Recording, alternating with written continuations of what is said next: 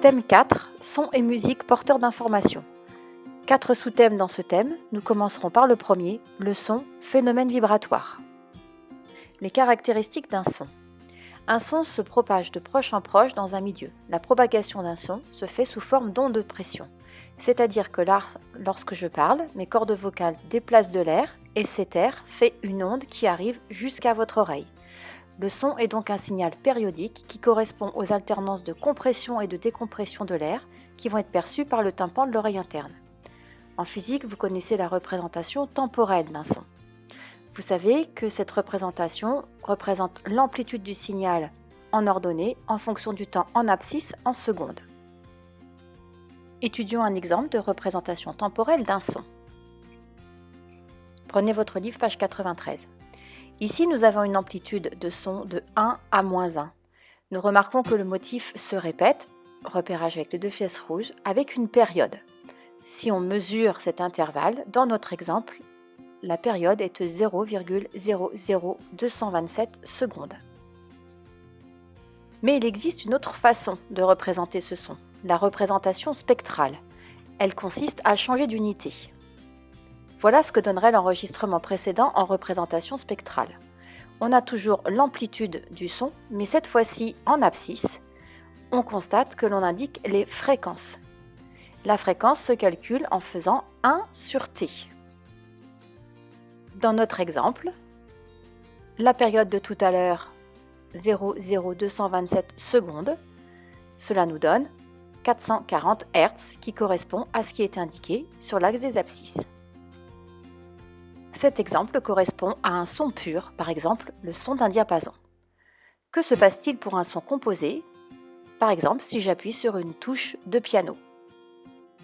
À ce moment-là, la représentation temporelle correspond à ceci. Je repère que cet enregistrement correspond à plusieurs sinusoïdes superposées les unes aux autres. Là, j'en ai repéré 3, mais on peut en repérer plusieurs. On peut calculer les périodes de chacune de ces sinusoïdes. Ensuite, en passant sur la représentation fréquentielle, on applique la formule de tout à l'heure en faisant 1 sur T, en prenant toujours T en secondes, et on va avoir les fréquences.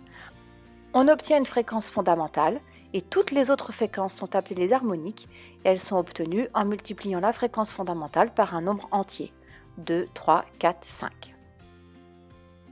Parlons maintenant de l'intensité sonore d'un son. Lorsque nous entendons un son, nous l'entendons avec une certaine intensité sonore.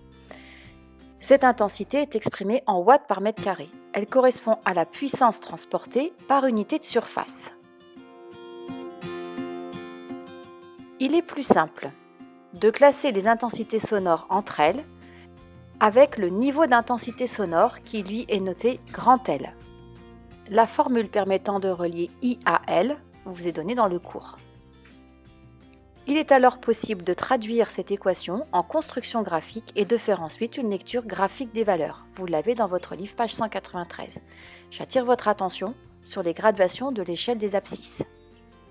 Comment peut-on transposer ces connaissances au son des instruments de musique? Commençons par les instruments à cordes. Le piano, corde frappée, le violon, corde frottée, la contrebasse, corde pincée ou frottée.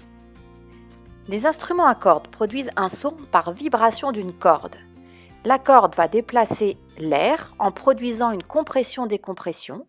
La vibration de la corde va déclencher une vibration de l'air avec une fréquence particulière.